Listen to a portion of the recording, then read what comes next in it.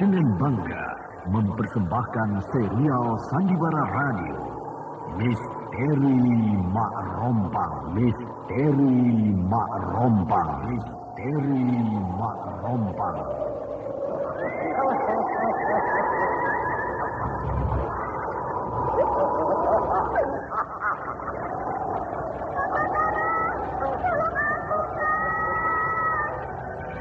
Cepat kemari Wulan.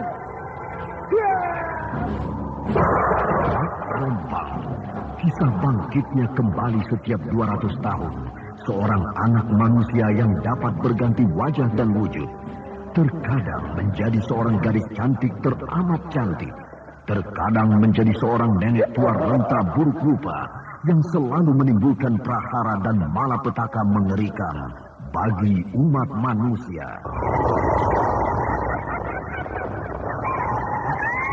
Bahaya, kita dalam bahaya. Sina, cepat tinggalkan tempat ini. Tunggu Kamila, aku mau menutup warung dulu. Jangan pikirkan warungmu, pikirkan nyawamu. Menjauh, tuk-tukang sudah menjauh. Aku tunjuk nyawa panas. Tuk-tukang ada di mana, Wina? Tuk-tukang ada di jalan bagus. Ini cepat. Ini keluar dari desa.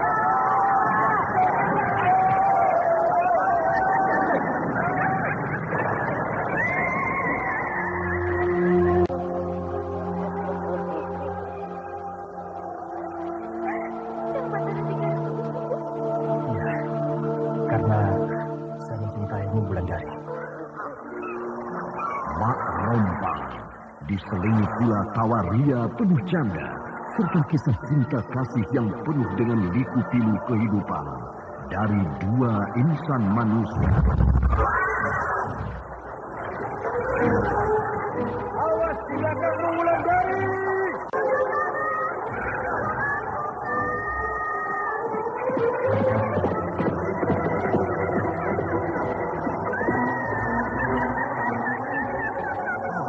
Celaka, Wulandari dibawa lari Mak Rompang. Didukung artis-artis terkenal Ferry Fadli, Ivone Rose, Hana Sambayo, dan sederet bintang-bintang terkenal lainnya. Benar, Aning. Suara lonceng siluman itu terdengar di kejauhan, Aning. Lebih baik aku mati diterkam lonceng itu daripada aku menerima penghinaan seperti ini. Yang mana yang harus aku tolong? Aning atau bayinya ini? Ikutilah episode ke-6, Lonceng di Tengah Malam. Lonceng di Tengah Malam. Lonceng di Tengah Malam. Naskah buah karya Asmadi Syafar. Seri yang ketujuh ini didukung oleh Eli Burhan sebagai Nyusupi, Ivone Rose sebagai Wulandari, Cumali sebagai Nata, Anis sebagai Amir, Ana Sambayon sebagai Mak Rompang, dan pembawa cerita Neni Sumardi. Teknik dan montase Indra Mahendra dengan sutradara Demi Denhas. Pada kisah yang lalu diceritakan, Batara memutuskan untuk meninggalkan desa Lubuk Pentilin, desa yang sudah tidak memberikan semangat hidup bagi dirinya. Walau sebenarnya di desa itu dia dilahirkan dan dibesarkan.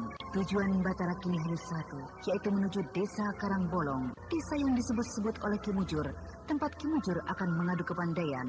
Di dalam perjalanannya, Batara sampai di sebuah hutan yang sangat lebat. Di dalam hutan itu Batara tiba-tiba bertemu dengan seorang gadis yang teramat cantik. Gadis itu bernama Andita.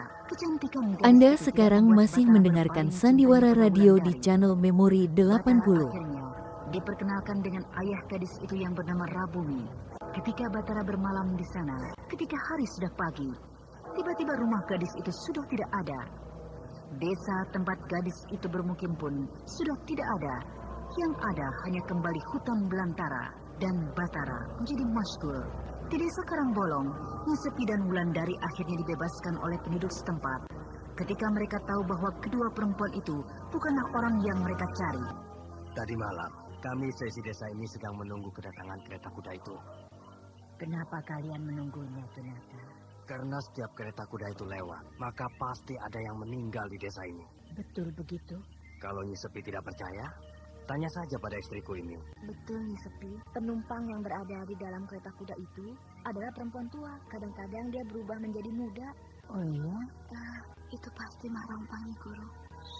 Bahkan tadi malam dia sedang berubah menjadi muda. Jadi itu sebabnya kami seisi desa curiga pada Nyi Sepi.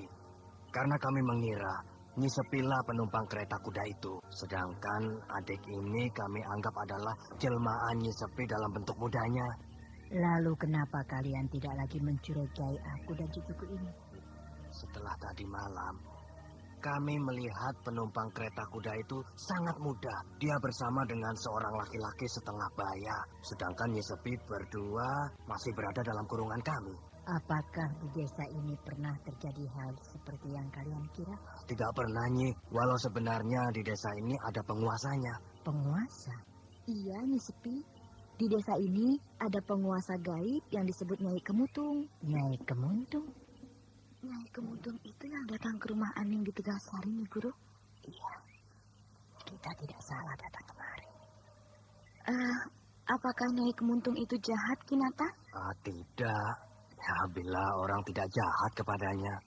Jadi, kalau ada orang yang berbuat jahat pada dia, baru dia akan membalasnya. Misalnya? Ya, misalnya orang itu tidak maaf, saya malu menyebutkannya. Nyi, misalnya seorang laki-laki tidak mau menjadi kekasih Nyi Kemuntung. Maka laki-laki itu pasti hilang dibawa ke istananya. Lalu beberapa hari kemudian, laki-laki itu pasti sudah mengambang di laut menjadi mayat. Sudah berapa lama Nyai Kemuntung berkuasa di sini? Kira-kira sudah berlangsung 200 tahun lebih. Bukan Mak Rompang juga benar-benar Guru. Cerita Mak Rompang. Apakah Mak Rompang adalah laki yang tidak menjadi suaminya? Laki-laki itu kini bekerja di dalam istananya, nih. Dan laki-laki ini juga sama saktinya dengan Nyai Kemuntung. Siapa nama laki-laki itu? Siapa namanya? Itu adalah Ki Sukra. Ki Sukra? Apa Nyi Sepi dan adik terkejut? Mak Rompang. Siapa itu Mak Rompang, Nyi Sepi? Mak Rompang adalah Nyai Kemuntung. Makhluk itu sangat berbahaya. Dia sangat jahat. Dan dia bangkit untuk melaksanakan kejahatannya itu 25 tahun sebelumnya. Mana letak istana Nyai Kemuntung itu? Entahlah Nyi Sepi. Tidak ada yang tahu letak istananya. Hanya bila kita berdiri di bawah, di karang bolong yang di tepi pantai ini. Maka bila kita beruntung, kita akan melihat jalan yang lurus dan indah. Nah, jalan itulah jalan menuju istana Nyai Kemuntung. Ya, kalian sudah berhadapan dengan Mak Rompang. Ternyata, iblis itu mempunyai beribu wajah. Dan juga dia mempunyai banyak tempat. Malam semakin larut, kan? Kalau kau sudah mengantuk, tidurlah Angin. Biar aku yang berjaga malam ini. Kita jangan tidur ulat. Kita harus berjaga. Siapa tahu kita diserang Mak Rompang malam ini. Iya, Nyi Guru. Terima kasih atas keterangannya Sepi. Kalau ceritanya Sepi itu benar, tentu kami seisi desa ini berada dalam bahaya, Nyi. Ya, semoga saja Nyai Kemuntung tidak meminta korban dalam kebangkitannya kali ini. Ya, semoga saja begitu. Kalau Nyi Sepi dan Wulandari sudah mengantuk, silakan tidur. Kami belum mengantuk. Menurut cerita Kinata, Nyai Kemuntung itu adalah Mak Rompang. Bukan cerita Kinata, tapi cerita tamunya yang bernama Nyi Sepi. Nenek-nenek itu hanya sedang membual. Biar dia dan cucunya bisa menginap dengan tidak membayar di rumah Kinata.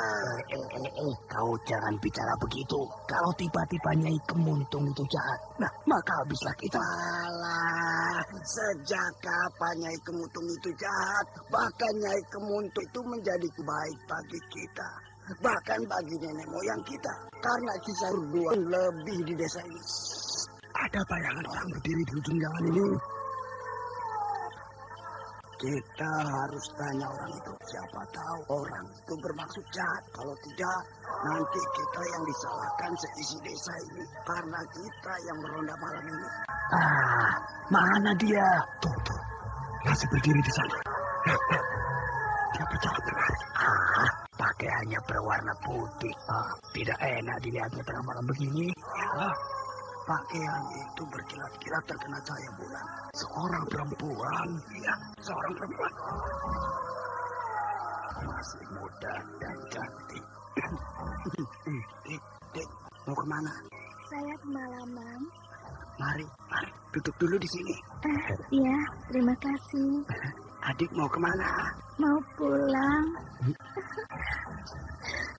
Tiba-tiba saja hari menjadi malam. Saya tidak tahu jalan pulang. Oh, jangan takut.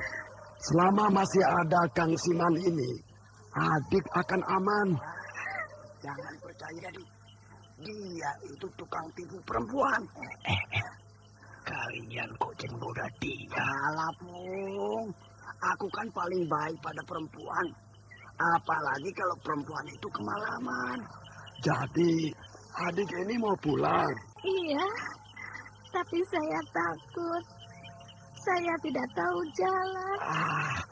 Mari Akang antar ya. Pilih yang mana? Saya yang antar atau dia? Akang saja. Dia atau Akang? Akang ini. Tuh kan, aku yang dipilihnya untuk mengantarkannya. Sialan, aku yang pertama-tama melihat dia. Itu namanya rezeki. Ayo Dik, kita jalan. Tur, jangan lama-lama. Iya Tur, cepat kembali ya. Alah, lama atau tidak, itu bukan urusan kalian. Masih jauh rumahnya, Dik? Sudah dekat. Hari sudah hampir pagi, tapi belum juga sampai di rumahnya. Kang Atur, sudah capek? Iya, sedikit. Kita istirahat saja di sini. Tidak usah. Kita jalan terus supaya adik cepat sampai di rumah, ya. Tidak usah.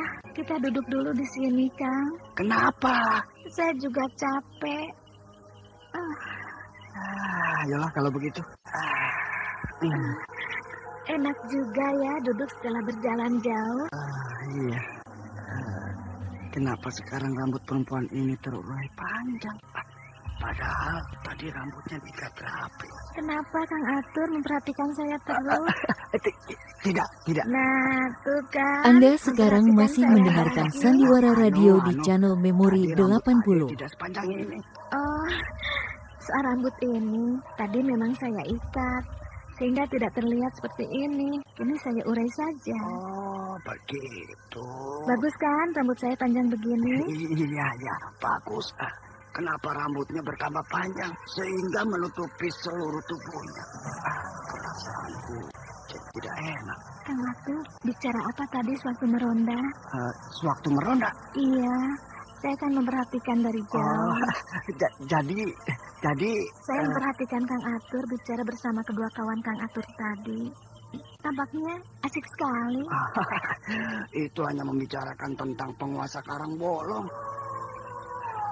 Kami membicarakan Nyai Kemuntung karena kata seorang perempuan tua bahwa Nyai Kemuntung itu sama dengan makhluk yang bernama Mak Rompang. Akang percaya cerita itu? Ya, kalau bertemu dengan Mak Rompang baru Akang percaya. Oh, begitu. Lalu kalau sudah bertemu akan Akang apakan dia? Paling-paling akan Akang cekek lehernya. Kemana perempuan tadi? Rambut apa yang terurai panjang dari atas pohon ini? Aku lupa menanyakan nama perempuan tadi. Perempuan tadi bernama Mak Rompang, Kang Atur. Dan rambut panjang ini adalah rambutku, Kang Atur.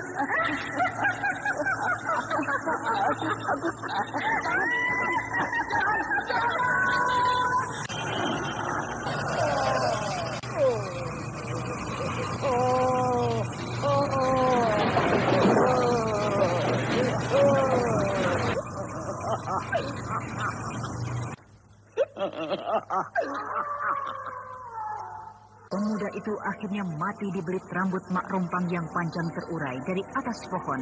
Perlahan-lahan, darah menetes dari kumpalan rambut yang panjang itu. Sementara tawa Mak Rompang tak putus-putusnya membelah kesunyian malam. Ada orang ramai di tepi pantai ini. Ada apa ramai-ramai itu Kisanak? Ada orang mati. Mati kenapa?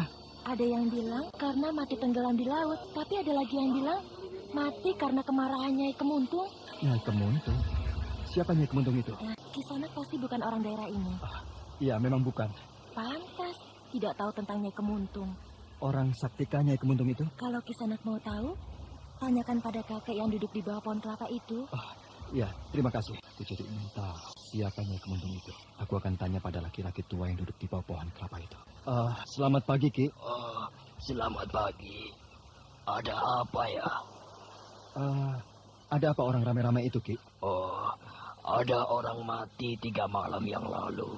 Mayatnya baru ditemukan pagi ini di bawah ombak. Padahal sudah 3 malam penduduk desa ini melepas sajen pada Nyai Kemuntung supaya mayat laki-laki itu dikembalikan. Ya, begitulah kalau Nyai Kemuntung sedang marah. Siapa Nyai Kemuntung itu, Ki? Nyai Kemuntung adalah penguasa daerah ini. Tidak ada satu kekuatan pun yang bisa menahannya bila Nyai Kemuntung sudah marah.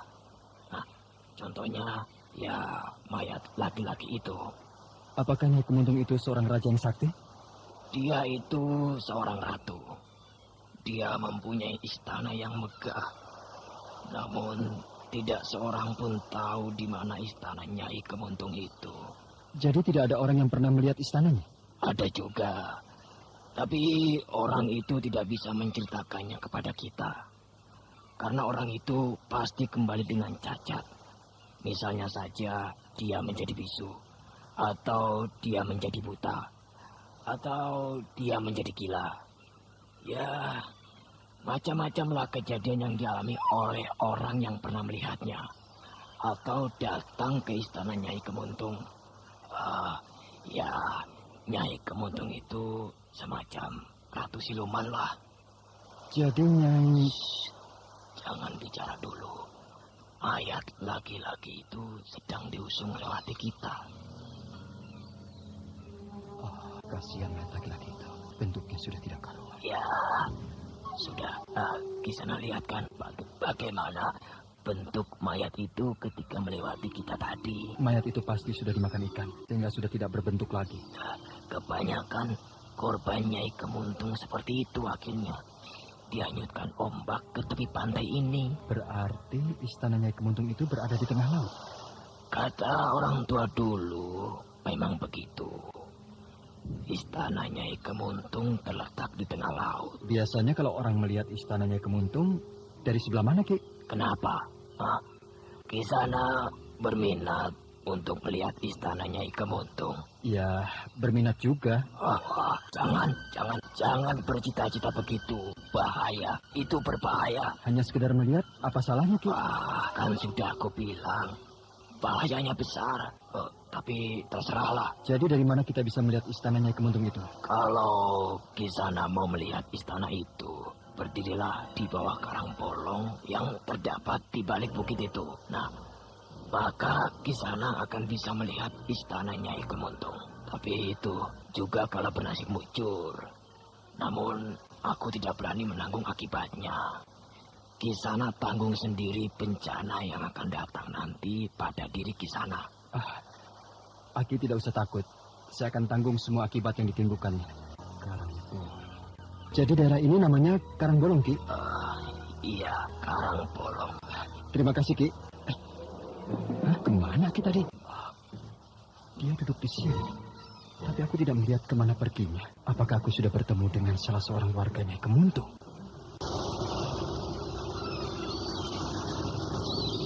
Ki Pajati, bagaimana keadaan Ki Sabrang? Belum mau mengaku juga dia bahwa dia mata-mata kerajaan Dharmasraya? Belum di penjara. Sangat sulit membujuknya supaya dia mengaku.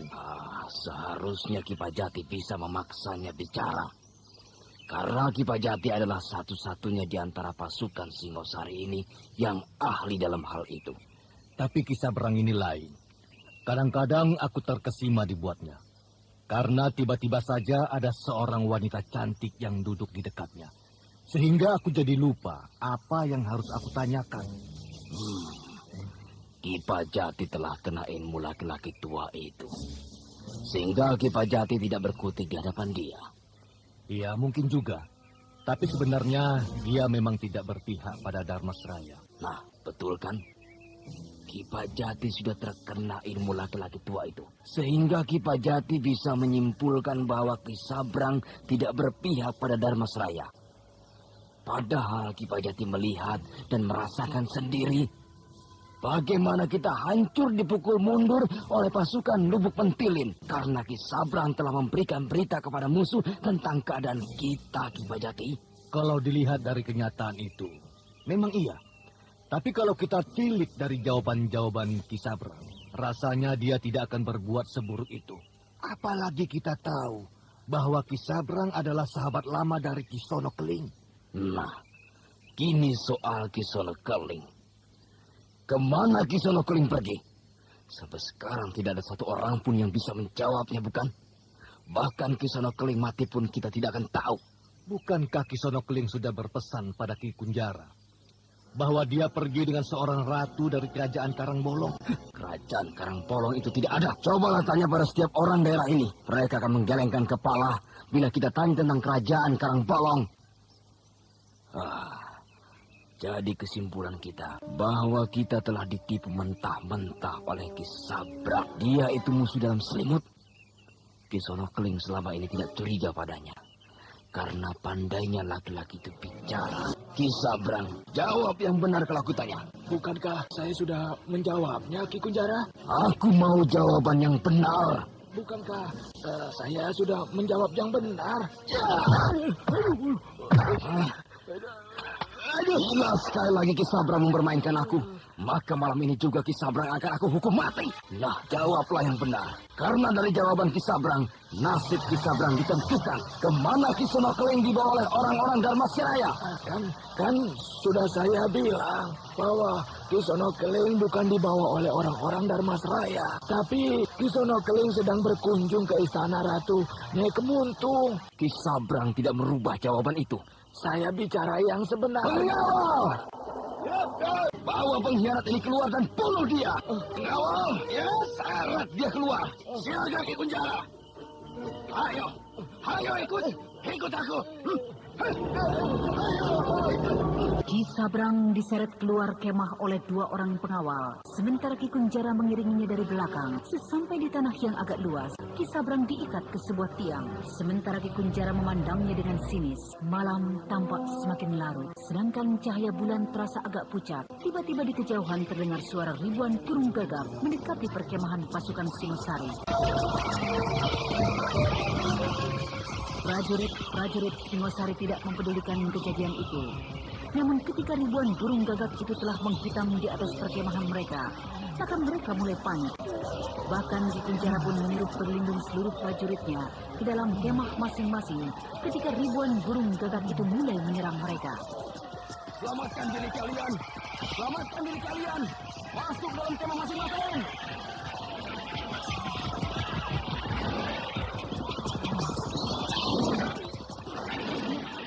Selamatkanlah dirimu, Ki Sabrang. Marumpang.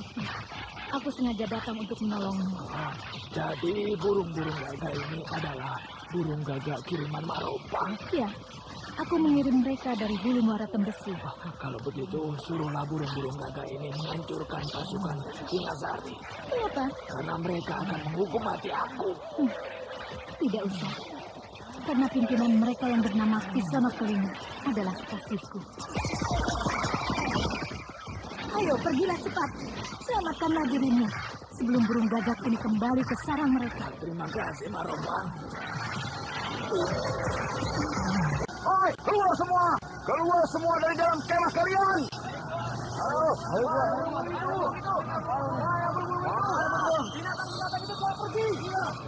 Lihat Ki Pajati.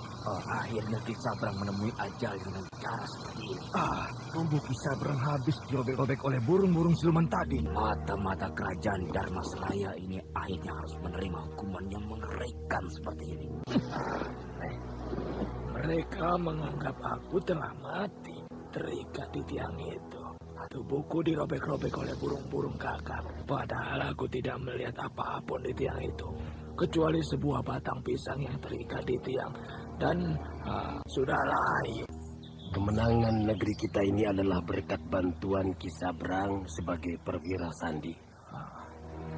seandainya dia tahu bahwa aku adalah mata-mata Singasari, mungkin di Lubuk Mentilin ini aku menemui kematianku. Kisabrang, di Lubuk Mentilin ini engkau termasuk orang yang dituakan dan dihormati. Sementara kesehatanku belum pulih, aku mohon agar Kisabrang menggantikan tugasku sementara ini ya. Memang ini yang aku inginkan. Akan kulewatkan kesempatan ini. Semoga saja kau lekas mati sehingga Lubuk Mentilin ini benar-benar dalam kekuasaanku dan aku hanya tinggal menghadapi Batara. Bagaimana Ki? Keberatan atau engkau ada permintaan lain? Sebutkan saja. Maaf Ki Lurah, ini suatu tugas yang luar biasa. Orang seperti saya yang hanya seorang perwira sandi, apakah pantas? Jangan terlalu merendah diri, Ki, ya. Engkau seorang perwira sandi, orang yang paling kaya dihormati banyak orang. Apalagi, kau pasti bisa hanya untuk sementara waktu ini.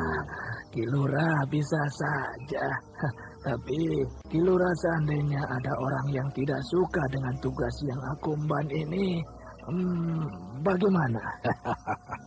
Kisabrang ada-ada saja. Katakan padaku siapa yang tidak suka padamu akan aku bereskan. Iya. Terima kasih banyak Ki Lurah. Aku berusaha menjalankan tugas ini dengan baik. Dan semoga saya yang hanya sebagai perwira sandi semacam ini, ya paling tidak mampu sebaik Ki Lurah. Bila tidak ada lagi yang Ki Lurah sampaikan, saya mohon diri.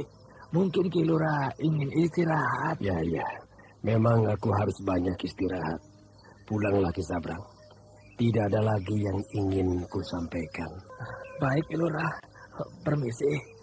Aku berjanji akan menjalankan tugas ini dengan baik. Termasuk menghancurkanmu dan si Batara Keparat itu. Akhirnya akulah penguasa satu-satunya di Lubuk Mentilin ini. Dan yang pertama harus aku lakukan adalah menguasai seluruh prajurit untuk menjadi suruhanku. Dengan begitu, aku bisa membalaskan sakit hatiku pada orang-orang Singasari yang akan membunuhku.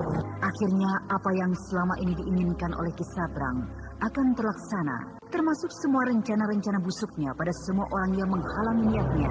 Wah, Kang, keadaan desa kita sepertinya kurang aman. Belum lama kita merasakan kemenangan dari perang besar itu. Sekarang desa kita dicekam oleh bunyi lonceng siluman tengah malam. Ya, benar. Aku juga heran. Dosa apa yang telah diperbuat oleh nenek moyang kita, sehingga desa kita ini selalu dilanda bencana. Entahlah Kang, aku sendiri juga tidak mengerti. Padahal kita sering mengadakan selamatan dan mengirim sesaji, tetapi tetap saja bencana itu datang. Bila malam hari tiba, hatiku kecut memikirkan siapa lagi yang mati oleh siluman itu malam ini. Wah, aku juga begitu. Rasa-rasanya kita hanya tinggal menunggu giliran saja. Hei, kalian berdua sedang apa? Tidak bekerja. Lihat di sebelah sana masih banyak yang harus dikerjakan. Bisa. Selamat pagi, Ki. Kami berdua sedang membicarakan masalah. Masalah apa? Bicara saja. Tidak usah takut. Itu Kista, tentang bunyi lonceng tengah malam yang mengundang kematian. Kami merasa tidak ada gunanya bekerja di ladang ini. Bersisa payah, sepertinya hanya menunggu giliran kematian kami saja, Ki. Lonceng kematian? Kalian terlalu mempercayai hal seperti itu. Kalau kita tidak berbuat dosa, mengapa mesti takut? Apa kita sendiri tidak takut? Bunyi loncengnya sangat aneh dan mengerikan. Sudah. Kalian berdua kembali bekerja. Aku harus pergi. Masih banyak yang harus diurus. Baik, Ki Wista. Dan sampaikan salam kami pada Ki Lurah. Kami semua selalu berdoa agar Ki Lurah cepat sembuh. Ya. Akan aku sampaikan. Kang. Sepertinya ada orang menuju kemari tuh. Mana? Aku tidak melihat apa-apa. Dengarkan. Ada bunyi lonceng. Perasaanku jadi tidak enak. Kang, orang tadi kemana perginya? Entah. Dan suara lonceng itu semakin sering terdengar. Ayo Kang, kita harus segera pergi dari sini. Bisa-bisa giliran kita yang mati nanti malam. Dengar Kang, Benar, suara lonceng itu seperti mengikuti kemana kita berlari. Sudah, jangan kau hiraukan bunyi lonceng itu. Kita harus cepat-cepat meninggalkan tempat ini. Anda sekarang masih mendengarkan Sandiwara Radio di channel Memori 80. Aku akan ke Kota Raja membeli barang keperluan kita. Untuk apa lagi kau pergi ke sana, Hani? Segala urusan luar biar aku yang menjalankan. Kau diam sajalah di rumah dan mengasuh bayimu. Tapi saya sudah lama tidak melihat Hari Pasar di Kota Raja. Mungkin saya dapat bertemu dengan teman-teman saya yang dulu, Ayah. Alah, Aning, sudahlah. Untuk apa lagi engkau bertemu mereka? Mana mereka mau bertemu dengan perempuan yang memiliki aib semacam kamu ini? Dan lagi belakangan ini banyak hal-hal aneh yang terjadi, Aning. Sebaiknya kau tidak usah kemana-mana, ya? Kan masih ada Kang Batara. Aduh. Kenapa masih takut? Dia bilang padaku bahwa bila kita mendapat kesulitan, dia pasti datang akan menolong kita. Ayah kan ingat bagaimana dia membantu dan lindungi kita. Sedangkan orang lain tidak ada yang berani dekat-dekat dengan kita. Aning, kalau terjadi sesuatu pada kita, lalu kemana kita harus mencari Batara? Aning, kita saja tidak tahu di mana sekarang Batara berada. Memang kamu punya ilmu untuk memanggil Batara dengan mudah. Kamu jangan berpikir yang bukan-bukan. Jangan-jangan kau sebenarnya jatuh cinta dengan Batara, Aning. Ayah selalu berpikir begitu. Kau dengar tidak bahwa bunyi lonceng tengah malam itu telah meminta korban lagi? Dari mana kamu tahu? Loh, semalam 2 orang yang meronda mendengar ada jeritan perempuan minta tolong bersamaan dengan bunyi lonceng itu. Dan keesokan paginya, seorang wanita muda mati. Apakah wanita itu orang desa kita ini? Katanya sih bukan. Dari pakaiannya, dia orang asing yang akan berkunjung ke desa ini. Mau apa ya malam-malam di desa ini? Kasihan sekali dia, datang dari tempat yang jauh, akhirnya mati di sini. Makanya kita harus melarang anak-anak kita untuk tidak keluar malam-malam. Kalau perlu, suami kita juga tidak usah keluar. Karena lonceng siluman itu korbannya bukan hanya laki-laki, tetapi juga perempuan. Lihat, itu kan Ki Rambat, bapaknya si Aning. Mau apa ya dia kemari? Apa kabar Ki Rambat? Sudah lama ya kita tidak bertemu? Iya, saya akan berbelanja di sini. Permisi, saya harus segera pergi. Kasihan ya mereka, sudah hidupnya miskin, ditambah lagi anaknya mendapat aib. Tidak ada seorang pun yang memperdulikan mereka. Kalau mereka mendapat musibah, bagaimana ya? Loh, kenapa kita jadi memikirkan mereka? Setiap orang kan punya masalah masing-masing. Terserah mereka bagaimana menyelesaikannya. Kok kamu jadi marah? Iri ya dengan kecantikan si Aning? Atau kau takut kalau suamimu tertarik dengan kecantikannya si Aning? Sudahlah. Kita pulang Hari sudah semakin siang. Hari sudah mulai senja. Tapi ayah belum juga pulang. Aku khawatir telah terjadi sesuatu padanya. Kalau sampai malam ia belum pulang juga, kemana aku harus mencarinya? Sendirian saja berada di rumah, apalagi menjelang malam seperti ini. Aku sungguh takut. Seandainya Kang Batara ada di sini, aku mungkin tidak akan takut seperti ini. Gusti, di manakah sekarang Kang Batara berada? Apakah ia tahu aku sangat takut? Ada langkah kaki menuju kemari. Bukan, itu bukan suara langkah kaki ayahku. Aku kenal betul suara langkahnya. Coba aku intip dari celah pintu ini. Itu ayah. Aning, aku sudah pulang, Aning. Bukalah pintu ini. Lihat, apa yang aku bawa untuk bayimu. Syukurlah ayah sudah kembali. Aku sangat khawatir karena hari sudah senja dan ayah masih belum pulang. Bawa apa itu ayah? Seperti sebuah bingkisan.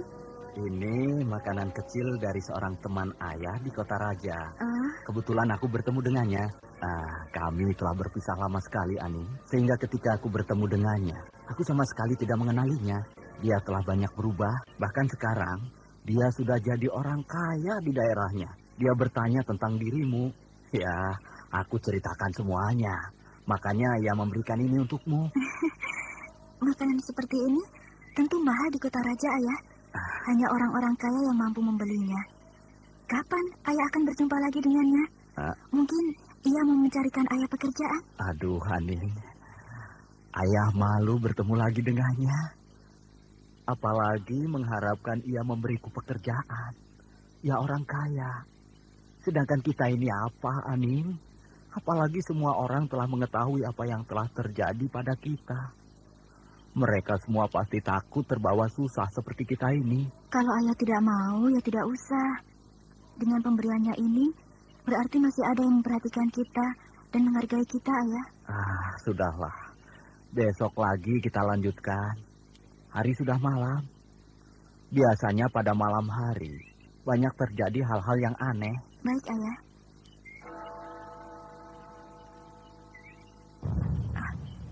Sepertinya aku mendengar suara lonceng di kejauhan. Suaranya amat mengerikan. Seperti suara lonceng yang membawa bencana bagi yang mendengarnya. Suara itu semakin mendekat. Ia mendekat kemari. Iya, aku sangat jelas mendengarnya. Haning, apa kau dengar suara lonceng itu? Ayah, aku telah mendengarnya sejak tadi, ayah. Aku takut. Sebaiknya kau segera tidur. Sehingga kau tidak mendengar suara lonceng yang mengerikan itu, Haning. Tidur. Aku takut. Aku tidak tahan mendengar suara itu, ayah. Suara lonceng itu semakin jelas terdengar. Bunyinya yang mengerikan membuat setiap orang yang mendengarnya dicekam oleh ketakutan. Aning dan ayahnya merasakan suatu bencana akan menimpanya. Memang, Nyi Kemuntung ingin memberi peringatan kepada Aning karena benda pemberian Nyi Sepi yang dipakai oleh bayi Aning telah melukai tangan Nyi Kemuntung. Biasanya suara lonceng di tengah malam itu akan meminta korban jiwa, tapi mungkin Nyi Kemuntung belum menginginkan korban. Akhirnya suara lonceng itu hilang. Apa yang dicarinya di sini, ayah? Mungkin ada seseorang yang diinginkannya di daerah ini, Aning. Namun, tidak ditemukannya. Biasanya suara lonceng itu benar-benar meminta korban. Berarti kita masih dilindungi Yang Kuasa. Ya. Bu, minumnya satu.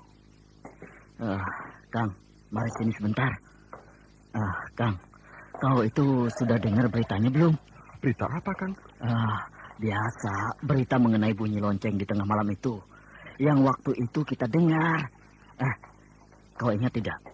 Menurut kawanku bilang, korbannya seorang perempuan muda yang akan berkunjung ke desa ini. Yang benar, Kang. Wah, untung bukan kita yang menjadi korban. Wah, kamu kok senang orang lain yang jadi korban? Ya, bukan begitu, Kang. Dan Akang dengar tidak semalam suara lonceng itu memasuki desa kita lagi. Aku jadi heran. Siapa sih yang diinginkannya? Sudahlah, ayo minum dulu. Biar aku yang bayar. Yang benar nih, Kang. Jangan-jangan nanti di rumah aku ditagih. Sama kawan saja kamu malu. Mungkin saja, Kang. Di antara orang desa ini ada orang yang berbuat salah terhadap siluman itu. Sehingga setiap tengah malam suara lonceng itu akan terus terdengar. Sebelum ia dapatkan orang yang dikehendakinya. Mungkin juga iya. Oh ya, Kang. Ya? Aku harus pergi ke sawah dulu. Hari sudah semakin siang. Baiklah. Besok pagi aku temui kau di sini. Selamat pagi, Ki Wista. Selamat pagi. Kau pagi-pagi sudah memeriksa perkebunan. Memangnya mau ada apa sih, Ki? Apakah Ki Wista ndak bepergian? Tidak. Aku tidak akan pergi kemana-mana. Memeriksa perkebunan ini pagi-pagi agar siang nanti dapat memeriksa perkebunan yang lain dan bisa dilaporkan hasilnya. Karena kesehatan Ki Lurah belum pulih benar, maka ada beberapa tugas Ki Lurah saya selesaikan. Kalau Ki Lurah masih sakit, selain Ki Wista, siapa yang membantu? Mana mungkin Ki Wista harus menyelesaikan tugas sebanyak itu dalam waktu sehari saja? Ya, Ki Lurah telah memohon bantuan pada Ki Sabrang untuk menggantikan tugas Ki Lurah sementara waktu ini. Nanti bila Ki Lurah telah pulih kesehatannya, barulah ia yang menjalankannya kembali. Ki Sabrang. Ki Wista, kenapa harus Ki Sabrang? Apa tidak ada lagi yang lain selain Ki Sabrang? Wah, Ki Sabrang itu orangnya pemarah. Kami inilah sasaran kemarahannya. Benar, Ki.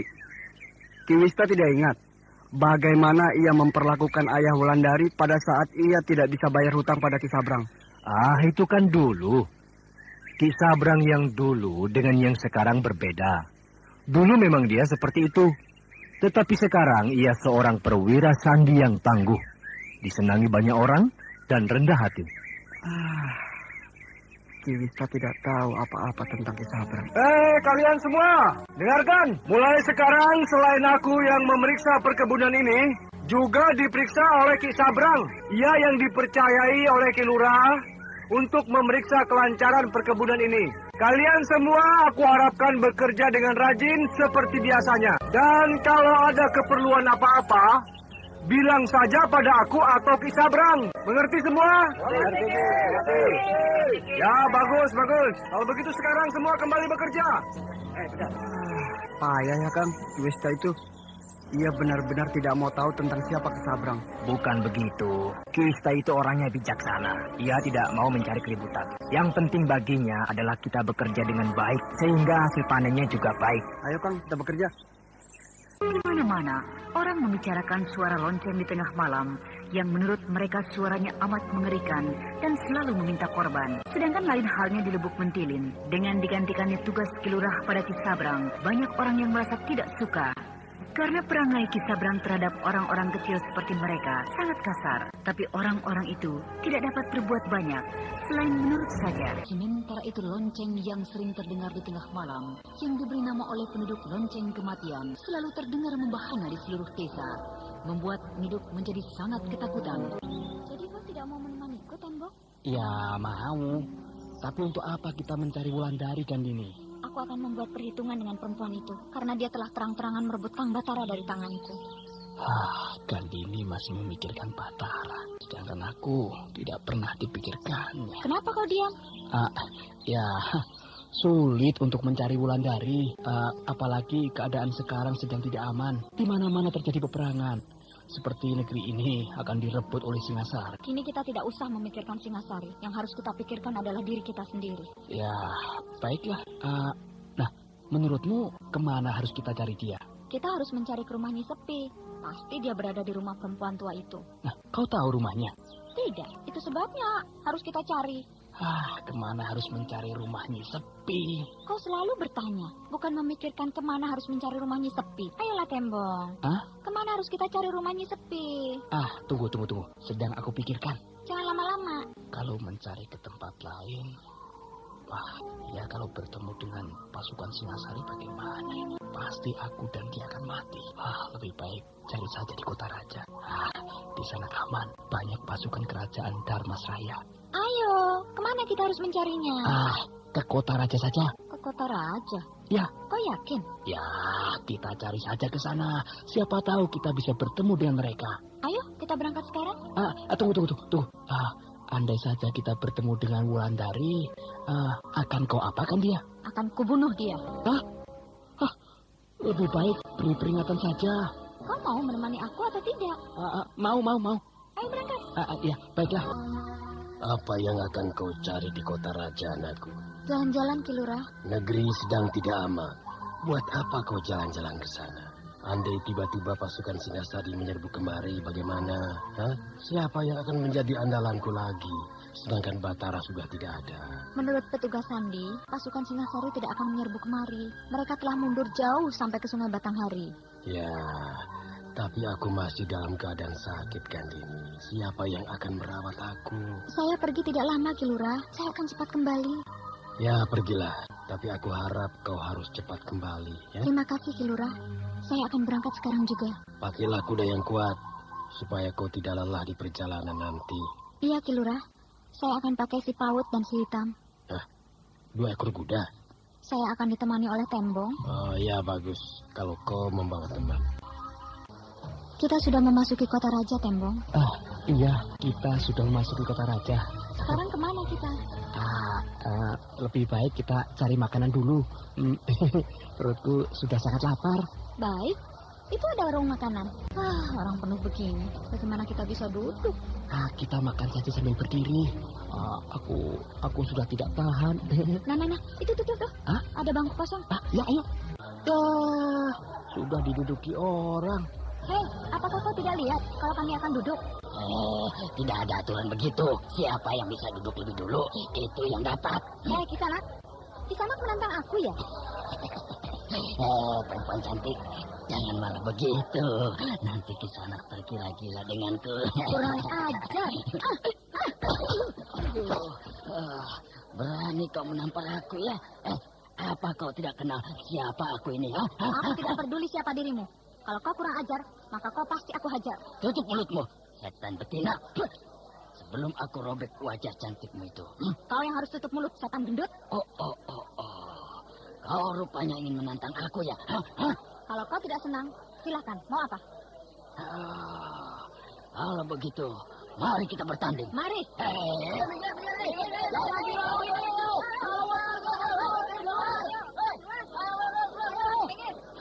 Kali ini sudah, kita mengalah saja. Tidak bisa. Kalau kita mengalah, maka kita akan diinjak-injak oleh si gendut ini. Biar begini. Kau harus tahu siapa aku ini. Nih, kenalkan, aku bernama Kimpur. Salah satu jagoan yang disegani di sekitar sini. Kenalkan, aku Gandini, jagoan dari Desa Lubuk Mentilin. Jagoan kampung saja berani menantang aku.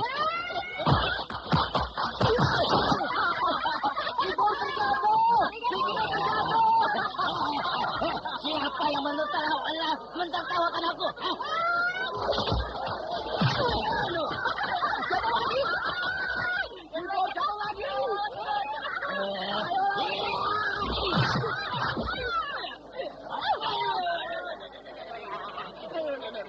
Tangan di bawah dong.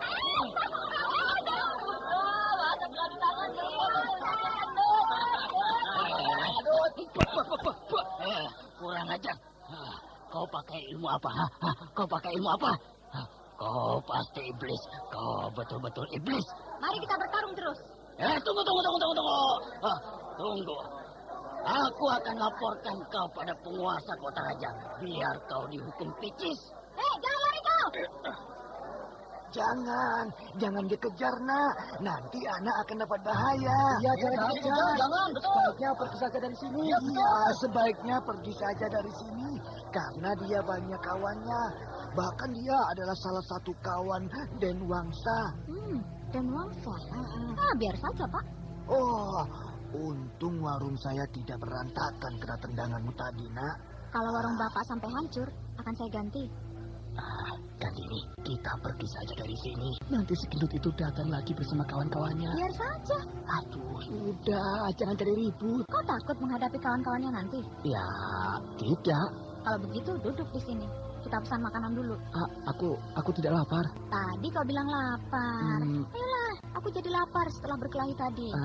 Ya, baiklah. Makan 2, Pak ya? Iya, baik. Gandini, lihat itu. Wah, nak, mereka datang. Mereka benar.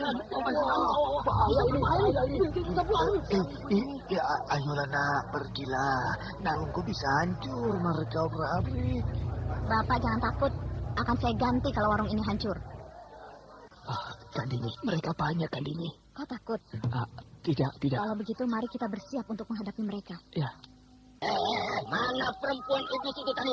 Mana? Hancur warung. Mana dia?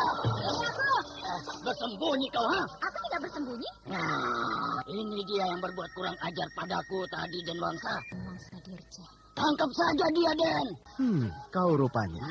Ayo, Den, tangkap saja dia. Kita hukum picis dia. Dan ini kawannya. Siapa nama kamu, Babi Kampung? Tembong. Pantas namamu Tembong. Iya. Karena kau babi kampung. Diam kau, Kimpur. Bahaya, Raden Wangsa Dirja pasti marah besar nih. Apa kabar, Gandini? Baik, Den. Wah, akhirnya kita bertemu lagi ya? Iya, sejak berpisah beberapa bulan yang lalu. Wah, kenapa bisa begini, Den? Kenapa tidak kita tangkap saja dia, Den? Kimpur, dia ini adalah kawanku. Kami sudah... Tapi dia, Den, sudah... Dia itu bukan tandinganmu, Kimpur. Jangankan kau, 10 seperti kau ini pasti akan remuk di tangannya. Jadi kau sekarang sudah kenal siapa aku kan? Kacau nih kalau begini. Sudahlah. Kau ribut dengan Gandini. Sama saja kau ribut dengan kawanmu sendiri. Gandini, maafkan kejadian tadi. Dia belum tahu kalau kau adalah sahabatku. Tidak apa-apa, Den Wangsa. Gandini, aku mengundangmu untuk datang ke rumahku nanti sore. Bagaimana? Baik, Den. Saya akan datang. Nah, anak-anak, ayo kita pulang. Pulang. Selamat siang, Gandini. Selamat siang, Den Wangsa. Jangan lupa untuk datang ke rumahku nanti sore. Unda-unda, Den, akan saya tunggu.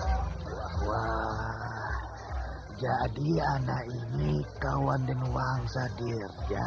Iya, Pak. Dulu saya pernah berkenalan dengan Den Wangsa. Oh, syukurlah kalau begitu. Bagaimana, Tembok? Sudah selesai kau makan? Ya, sudah. Nah, Pak, berapa jumlah harga yang kami makan ini? Tidak usah bayar, tidak usah. Loh, kenapa tidak usah? Janganlah, jangan. Setiap apa yang dimakan oleh kawan-kawan. Anda sekarang masih mendengarkan Sandiwara Radio di channel Memori 80. Saya yang akan membayarnya. Tapi saya... Sudah. Nanti Den Wangsa bisa marah pada saya. Kalau begitu, hitung yang saya makan saja. Karena saya bukan kawan Den Wangsa itu. Oh, jangan, nak, jangan. Sudah. Biar nanti Den Wangsa yang bayar. Gandini dan Tembong menjadi heran karena uang yang disodorkannya tidak berani diterima oleh pemilik warung makanan itu. Sebegitu berkuasakah Raden Wangsa Dirja itu di kota raja? Berapa lama lagi Gandini di kota raja?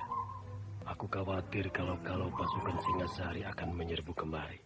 Sedangkan di Lubuk Pentilin ini, perwira-perwira tangguh kebanggaan desa ini satu-satu pergi, entah kapan mereka akan kembali. Siapa lagi yang dapat aku andalkan?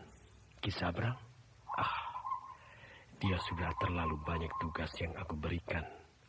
Mana mungkin harus melakukan tugas sebagai perwira tangguh untuk menggantikan Gandini dan Batara. Selamat pagi, Ki Lurah. Saya ingin melaporkan hasil perkebunan yang kemarin yang belum dapat saya sampaikan. Bagaimana Wista hasilnya? Apakah ada peningkatan dari yang lalu? Dan sudah kau sampaikan kepada mereka bahwa Ki Sabrang akan menggantikan tugasku sementara waktu ini? Sudah, Ki Lurah. Semuanya sudah saya laksanakan. Bagaimana pendapat mereka mendengar berita ini?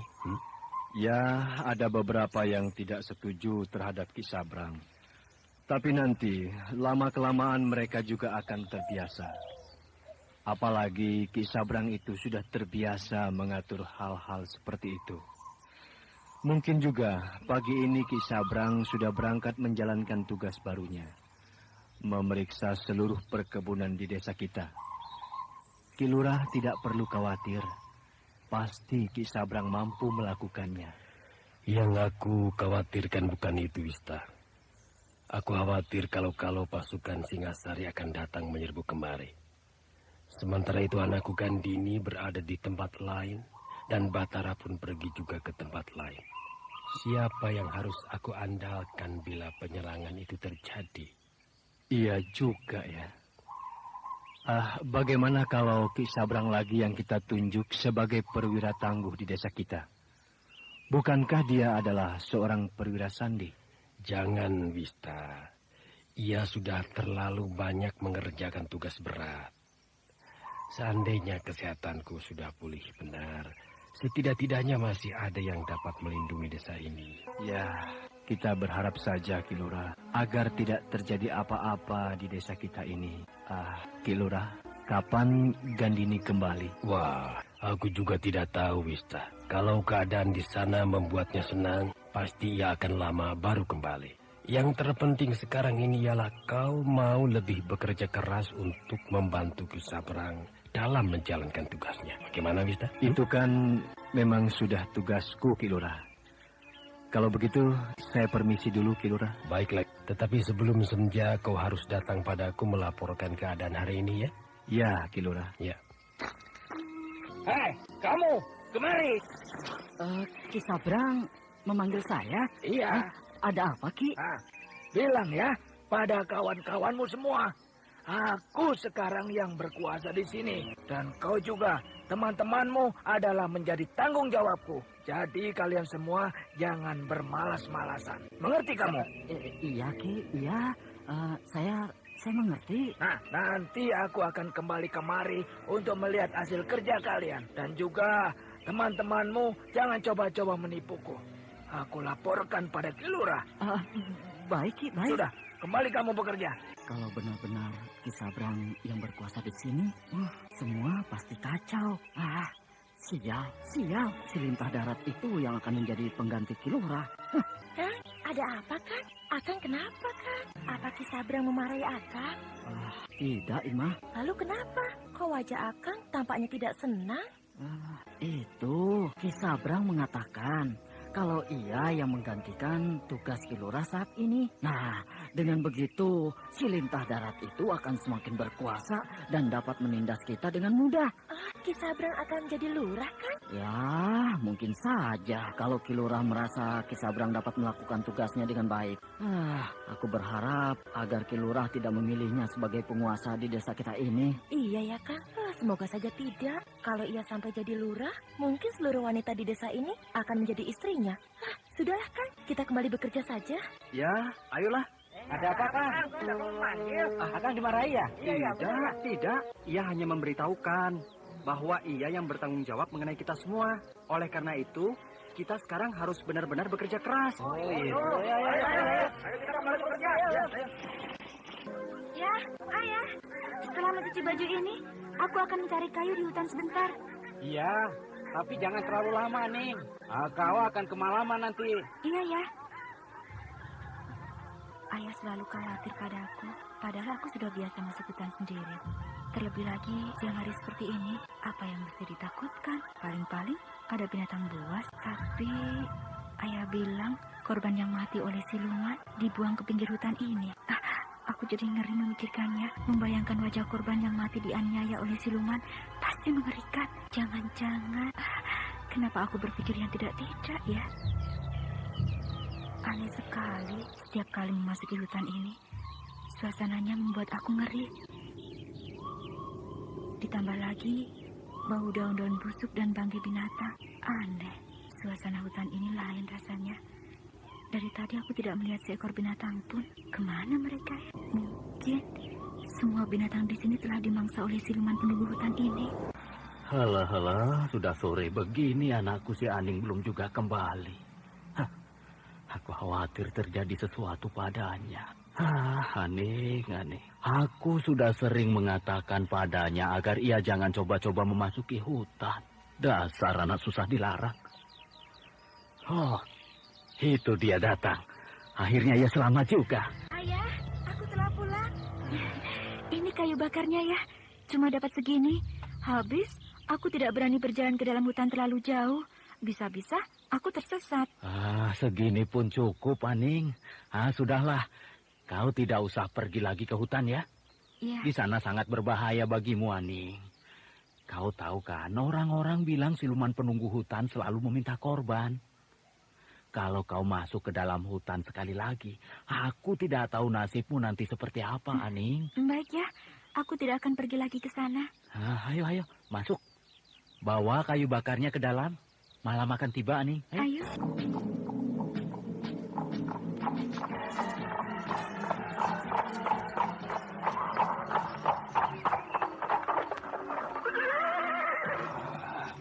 Akhirnya, akulah penguasa satu-satunya di sini. Bayangkan saja, dari sekian banyak orang, aku yang dipilih. Memang akulah yang pantas jadi lurah di desa ini. Apalagi yang aku belum miliki. Mungkin bila aku minta bantuan Marompang untuk membunuh Ki Rekso, pasti ia mau. Tapi kemana aku harus mencari tumbal pengganti korban bagi Marompang ya? Itu si Ima. Sedang apa dia di situ? Coba aku dekati dia. Ya.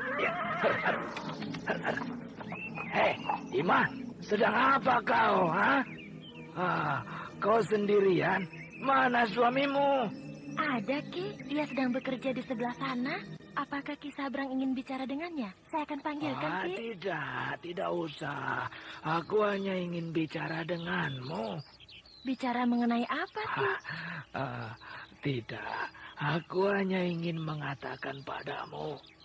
Bila kau dan suamimu dalam kesulitan, datanglah padaku. Aku akan membantu semampuku.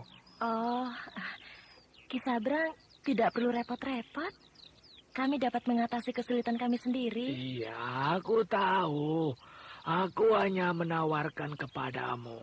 Ya, seharusnya kau berterima kasih bahwa orang sepertiku mau menawarkan bantuan padamu secara cuma-cuma. Iya, Ki Sabrang. Bagaimana? Ima? Nanti saya bicarakan dulu pada suamiku. Ima. Kau benar-benar wanita penurut. Suamimu pasti sangat menyintaimu, kan? Ayo, kembalilah kau bekerja. Dan ingat, kalau kau butuh bantuanku, datang saja ke rumahku, ya?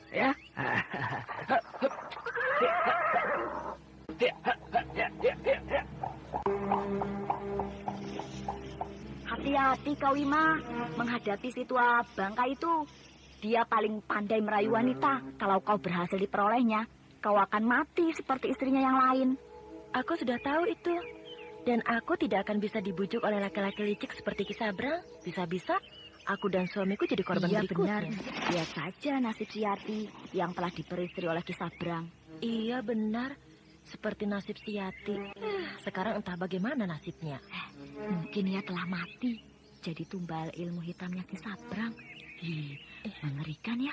Kita diberikan harta melimpah, tapi harus dibayar oleh nyawa. Iya benar. Ima. Iya kan? Orang-orang di kebun bilang Ki Sabrang tadi mendatangimu ya, tadi siang itu. Iya kan? Dan bahkan sempat berbicara lama. Apa yang kau bicarakan dengan si tua bangka itu? Aku tidak bicara apa-apa, Kang. Lalu mengapa ia berlama-lama menemuimu? Sepertinya ada yang kau sembunyikan, Ima. Tidak, Kang. Tidak ada. Ki Sabrang menawarkan bantuannya pada kita. Ia bilang, bila kita dalam kesulitan, datang saja ke rumahnya. Si kepara tua bangka itu, ia mencoba merayumu. Padahal, ia menyuruh orang-orang bekerja di kebun untuk membayar sewa tanah kepada Ki Lurah. Padahal, kita baru saja selesai berperang. Lah, dari mana kita punya uang untuk membayar sewa tanah pada Ki Lurah? Hasilnya saja belum ada. Masa iya, kan? Kita semua disuruh bayar sewa tanah pada Ki Lurah. Kan Ki Lurah tahu kalau semua laki-laki di desa ini ikut berperang. Aku sendiri tidak mengerti, Ima. Jangan-jangan ini siasat Ki Sabrang saja ya? Kalau benar demikian, ia dengan mudah akan dengan mudah memeras kita, kan? Iya, termasuk kau yang dapat diperasnya. Aku kan sudah bilang, aku tidak mau menerima bantuannya. Karena semua orang tahu siapa Ki Sabrang sebenarnya. Sepertinya ada orang datang, kan? Iya. Aku juga dengar langkah kaki kudanya menuju halaman rumah kita. Siapa ya malam-malam kemari? Coba kita intip, kan? Iya. Wah, sial. Si lintah darat itu datang kemari. Mau apa dia kemari?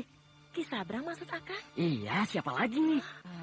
Kau si Ima, gara-garanya. Kalau kau tadi siang tidak berbicara macam-macam pada Ki Sabrang, ya tentu malam ini ia tidak datang kemari. Aku takut, Kang. Kalau ia benar-benar akan mengambilku, bagaimana, Kang?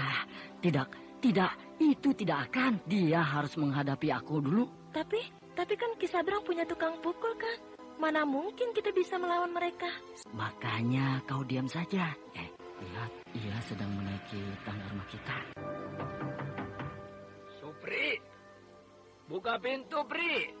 Dengarkah? Dia memanggilmu. Jangan dibuka pintunya, Kak. Supri, ini aku, Ki Sabrang.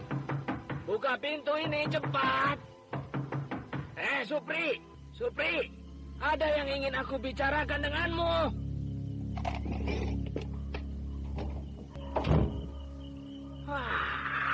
Lama sekali kau membuka pintu, Supri. Berapa kali aku harus memanggil-manggilmu? Maaf Ki Sabrang. Saya kira bukan Ki Sabrang.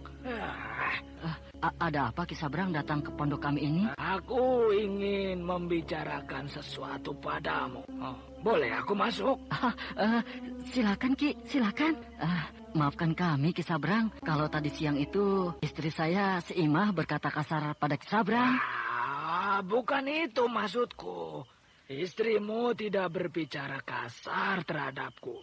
Aku hanya ingin menawarkan jasa baikku padamu.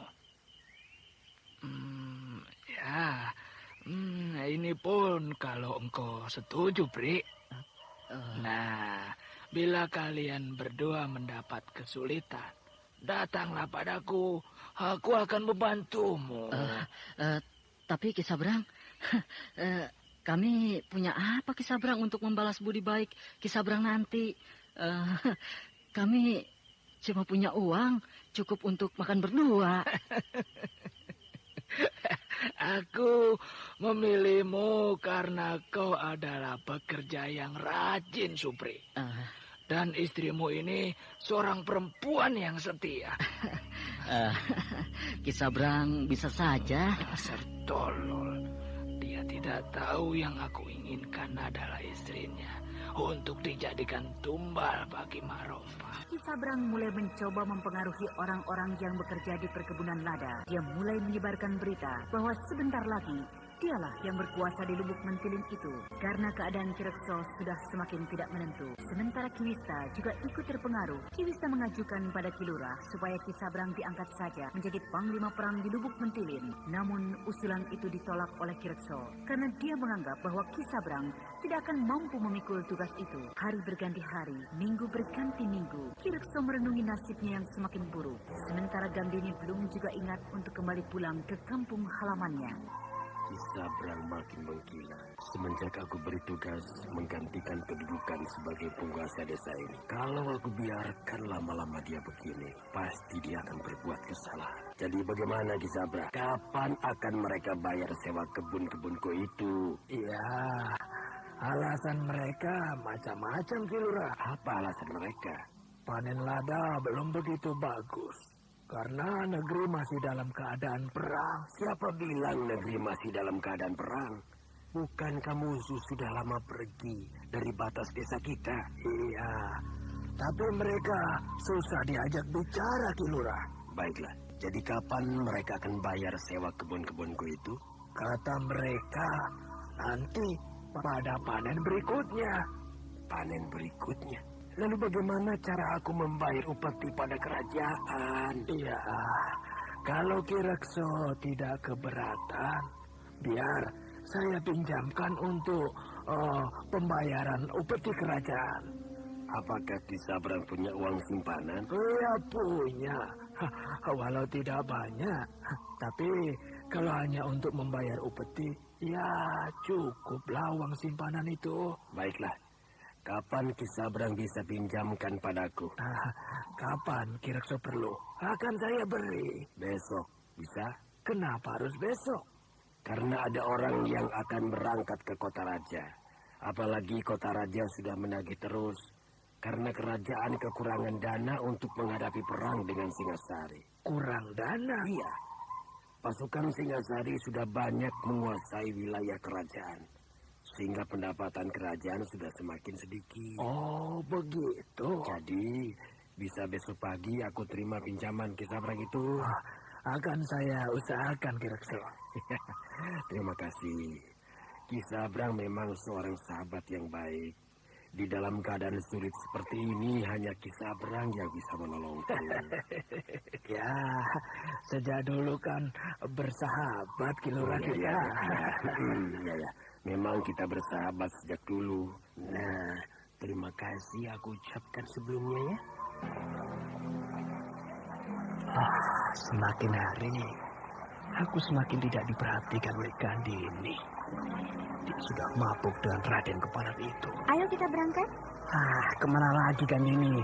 Bukankah kita sudah janji pada Den Wangsa bahwa kita akan datang siang ini ke rumahnya? Pergilah sendiri, aku sedang malas keluar. Nanti apa kata Den Wangsa kalau kau tidak datang? Bilang saja aku sedang tidak enak badan.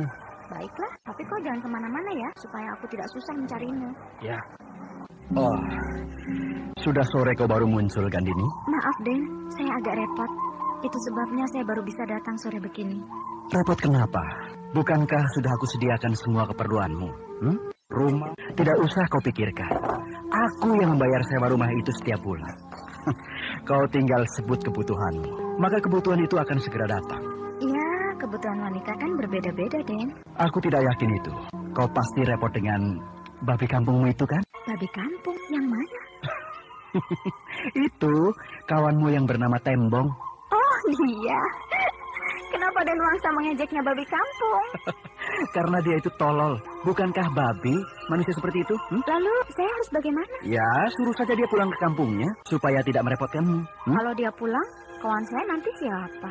Gandini, bukankah di kota raja ini kau sudah banyak kawan? Dan bukankah aku adalah kawanmu yang paling dekat denganmu? Yang paling baik denganmu?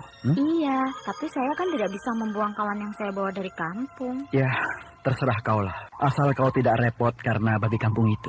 Ya tidak, kenapa harus repot? Kenapa kau diam, Gandini? Tadi Tembong bilang dia minta maaf karena dia tidak bisa datang sore ini karena dia agak sakit. Aku berharap dia tidak usah datang sore ini. Karena yang aku butuhkan adalah kedatanganmu, Gandini. Oh, begitu?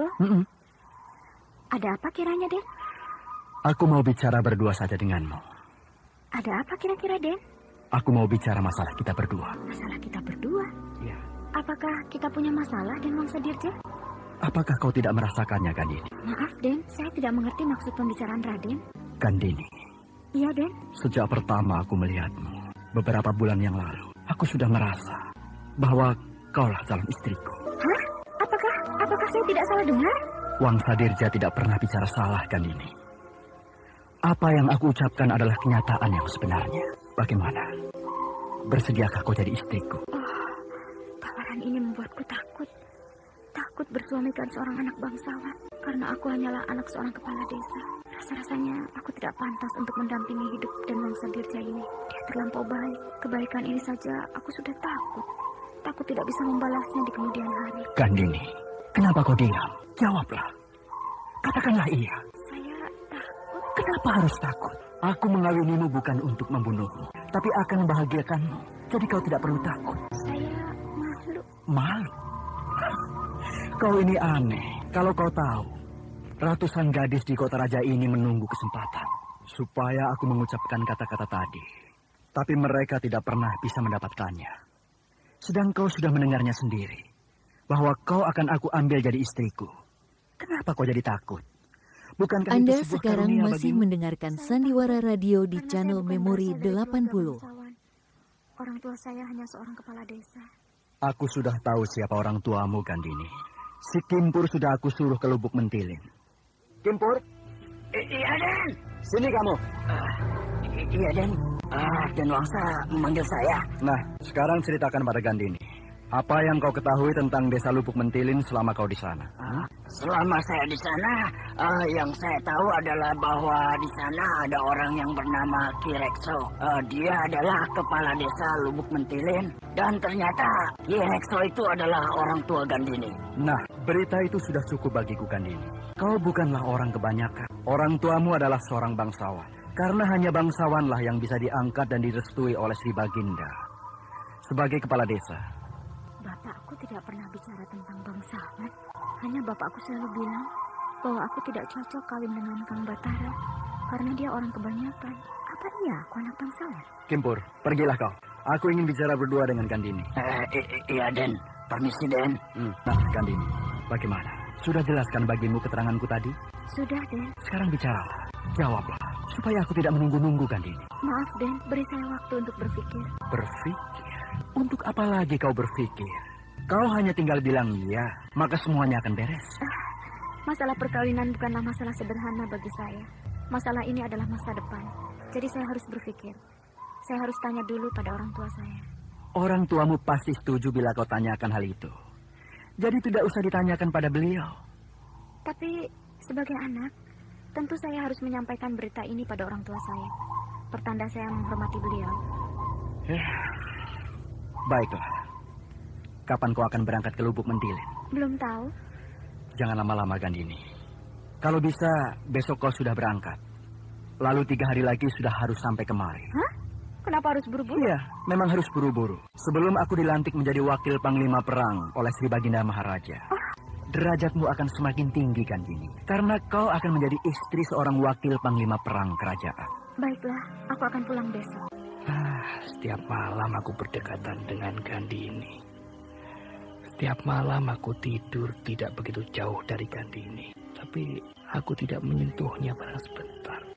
Ya, nasib. Semakin hari, semakin jauh jarakku dengan dia. Gandini sudah semakin tergila-gila dengan Raden Sontoloyo itu. Coba kalau aku jadi Raden, tentu aku sudah bisa melamar Gandini. Gandini pasti menerima lamaranku, walau tampakku jelek begini. Kau belum tidur, Tembok?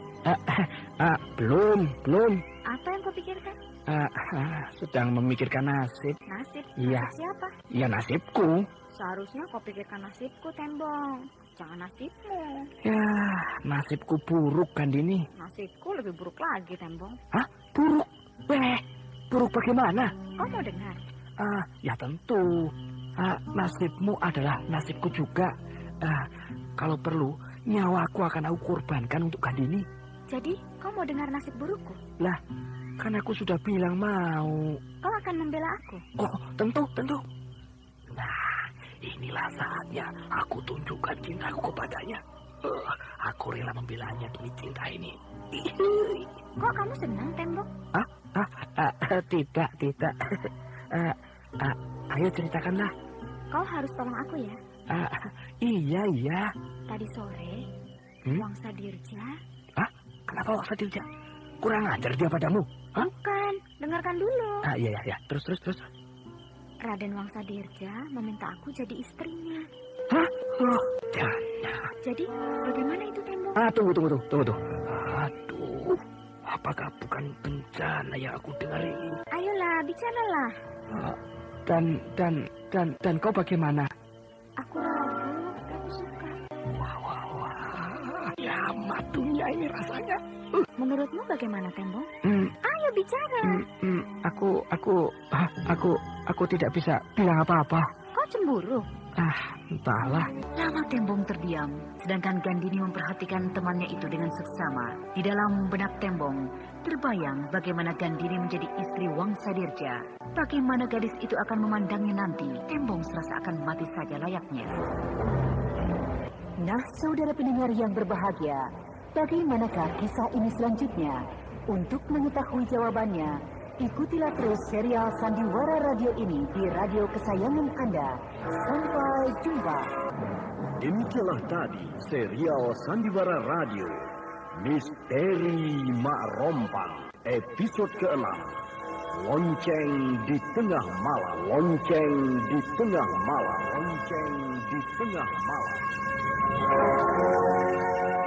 Dipersembahkan oleh Denhas Adia Suara, bekerja sama dengan PT Sinar Effendi Murni, produsen tablet obat kuat Aladina, obat terlambat bulan Mempas Kapsul, tablet obat kuat dan pegaling Buterema, dan jamu godok Cap Gorilla.